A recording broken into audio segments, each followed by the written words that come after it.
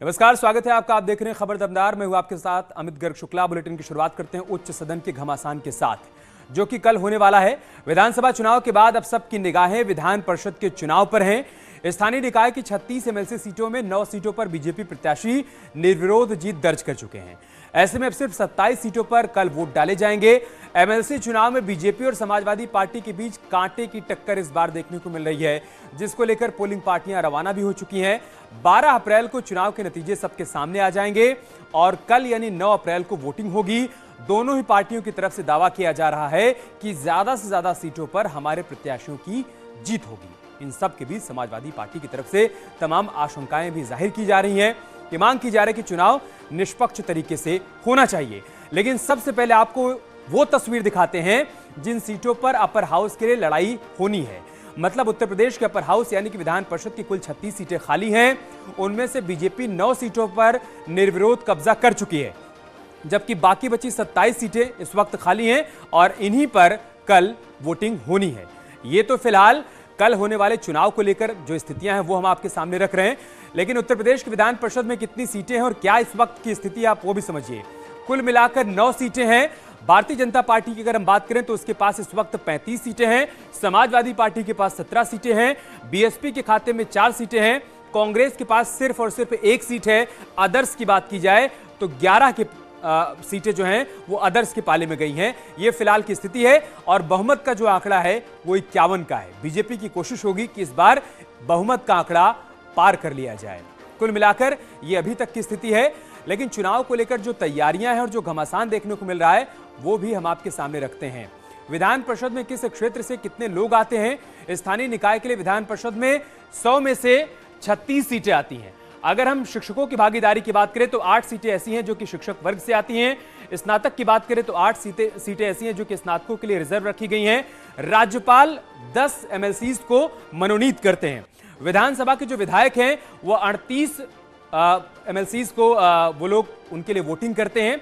ये फिलहाल पूरी स्थिति है। 36 सीटें ऐसी हैं जिस पर घमासान है और इन्हीं के लिए कल आपको वोट करते हुए तमाम वोटर्स नजर आने वाले हैं। और इसके लिए दावा किया जा रहा है अलग अलग पार्टियों की तरफ से, खासतौर से बीजेपी और समाजवादी पार्टी की तरफ से, कि इस बार चुनाव में हम ज्यादा सीटों पर जीत दर्ज करने वाले हैं।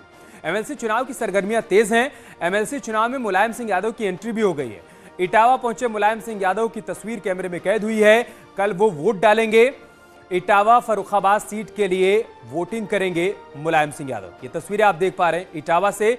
आज दिल्ली से इटावा पहुंच गए हैं समाजवादी पार्टी के संरक्षक मुलायम सिंह यादव, जो कि कल विधान परिषद के चुनाव में वोट डालते हुए नजर आए।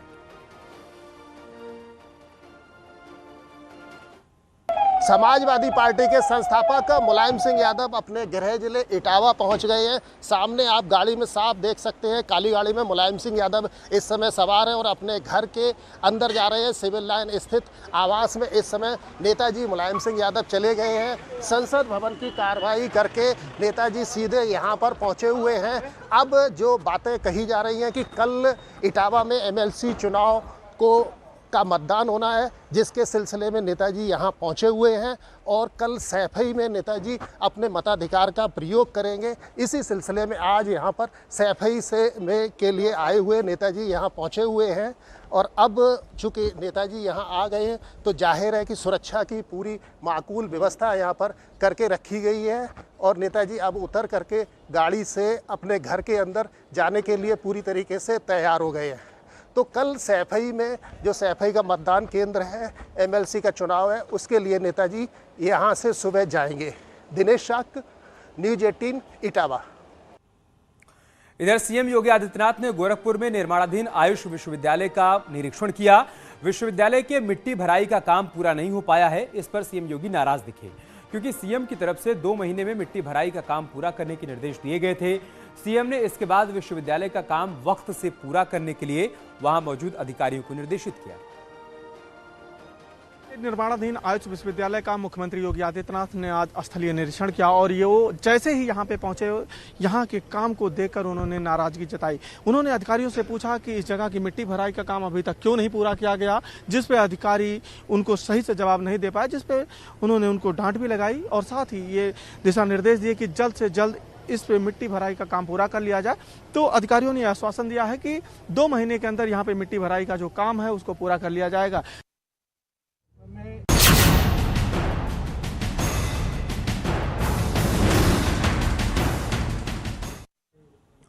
और अब बात करते हैं बाबा के बलवान बुलडोजर की। उत्तर प्रदेश में बलवान बुलडोजर का एक्शन लगातार जारी है। मुरादाबाद में चड्ढा ग्रुप की 2 इमारतों पर बुलडोजर चला है। ये इमारतें बिना नक्शा पास करवाए बनाई गई थी। सिविल लाइंस इलाके में ये कार्रवाई की गई है। देवरिया में भी बाबा का बुलडोजर एक्शन मोड में नजर आया है। गौरी बाजार नगर पंचायत क्षेत्र के वार्ड नंबर 4 में बुलडोजर ने कई मकानों को ध्वस्त कर दिया। जानकारी के मुताबिक सरकारी तालाब की जमीन पर कई सालों से कुछ लोगों ने अवैध तरीके से कब्जा कर रखा था, जहां कई मकान के अलावा शौचालय भी बने थे। और आज प्रशासन ने बुलडोजर से अवैध निर्माण को ध्वस्त करवा दिया। रामपुर के सिभोट के बांस नगली गांव में ग्रामीणों ने बुलडोजर पर पथराव कर दिया और तहसील के अमीन के साथ मारपीट भी की। सिविल कोर्ट के आदेश पर प्रशासन की टीम बुलडोजर लेकर विवादित दीवार को गिराने के लिए पहुंची थी। ग्रामीणों ने प्रशासन की टीम पर पथराव कर दिया। पुलिस ने 5 लोगों के खिलाफ पथराव के आरोप में शिकायत दर्ज की है और उनको गिरफ्तार भी किया है। सहकारी समिति के नाम से ये जो जगह थी उन्हें ये बिल्डिंग बनाई थी और इसका मानचित्र जो स्वीकृत था, मानचित्र स्वीकृत के विपरीत इन्होंने जो विचलन करके जो हिस्सा बनाया है, हम लोग उसको आज तोड़ रहे हैं। आज गौरी बाजार नगर पंचायत क्षेत्र में पोखरी की ज़मीन पर कुछ लोगों के द्वारा अवैध अतिक्रमण किया गया था, जिसमें माननीय उच्च न्यायालय के निर्देश के क्रम में आदरणीय जिलाधिकारी महोदय के पत्राचार के आधार पर अवैध अतिक्रमण को, जिसमें कुछ शौचालय बने थे और भी संरचनात्मक निर्माण किया गया था, जिसको ध्वस्त करा दिया गया है। जेसीबी मशीन और बुलडोजर के द्वारा और हमारी रेवेन्यू की और पुलिस और नगर पंचायत की मशीनरी के सहयोग से अतिक्रमण हटवा दिया गया। कल दिनांक 6/4/2022 को अमीन अमित कुमार द्वारा माननीय न्यायालय के आदेश के अनुपालन में ग्राम बांस नगली थाना भोट में एक विवादित दीवार को गिराया जा रहा था। तभी गांव के कुछ लोग आ गए और उनके साथ मारपीट की। इस संबंध में अमीन की तहरीर पर पुलिस द्वारा सुसंगत धारा में मुकदमा लिखा गया है और मारपीट करने वालों में से 5 लोगों को गिरफ्तार करके जेल भेज दिया गया है। खबर गोंडा से, जहां पर आसाराम आश्रम के अंदर खड़ी एक कार में 14 साल की लड़की का शव बरामद किया गया। लड़की 4 दिन से लापता थी। परिजनों ने हत्या कर शव को आश्रम में छिपाए जाने का आरोप लगाया है। गोंडा शहर कोतवाली क्षेत्र के बेमौर गांव का मामला है। लड़की की मां ने 3 लोगों के साथ जमीन के विवाद में बेटी की हत्या का आरोप लगाया है। परिजनों ने लड़की की गुमशुदगी की शिकायत दर्ज कराई थी, लेकिन पुलिस लड़की को खोज पाती उससे पहले ही आज कार के भीतर से उसका शव बरामद किया गया। और हैरान करने वाली बात यह है कि लड़की का पिता मनोज पांडे भी 3 साल से लापता है, जिसका आज तक कोई सुराग नहीं लग पाया है। थोड़ा सा बच्चे के साथ में झगड़ा की, बाहर चली गई। बस इतनी देर में उसने कोई उठा लेगा, थोड़ी देर बाद कुछ नहीं हुआ था। कितने दिन पहले उठाया गया था? कब? मंगलवार को 7:30 बजे शाम को। रात में ये भी नहीं मिली तो मन बुद्ध को सोचना नहीं बने। सोचने से नहीं पता चला उनका।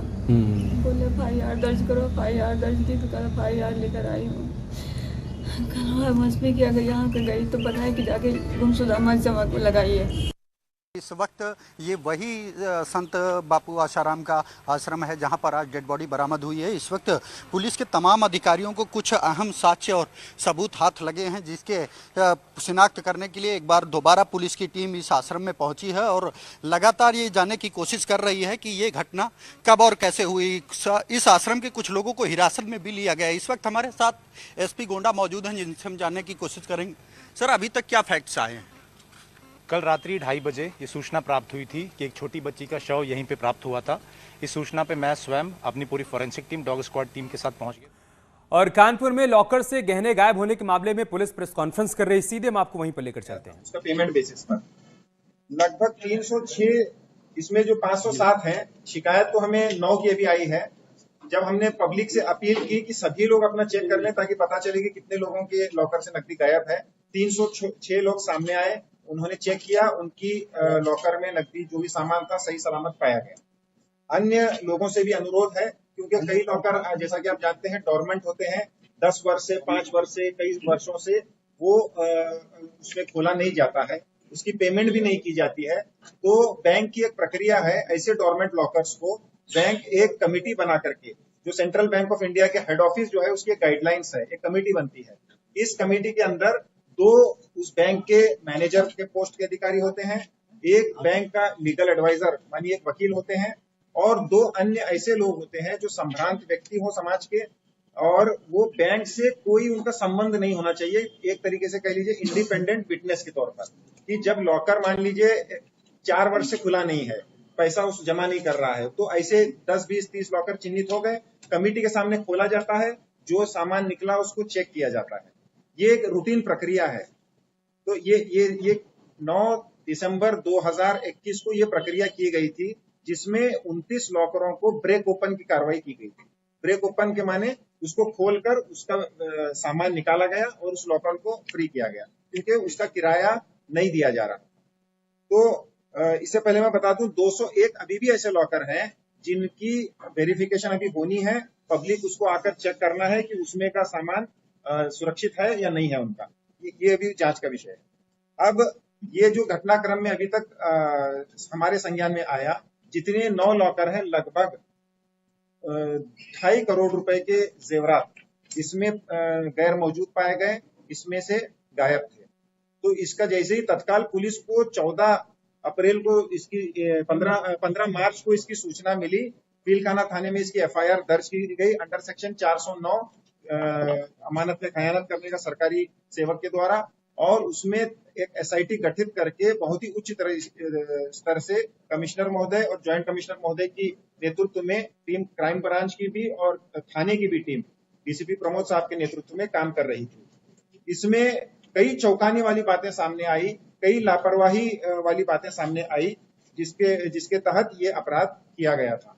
अब सबसे पहली बात इसमें समझने की है कि कोई बाहर से फोर्सफुल एंट्री नहीं थी, जो भी मामला था अंदर ही मौजूद था, ये तो पहले दिन से स्पष्ट था।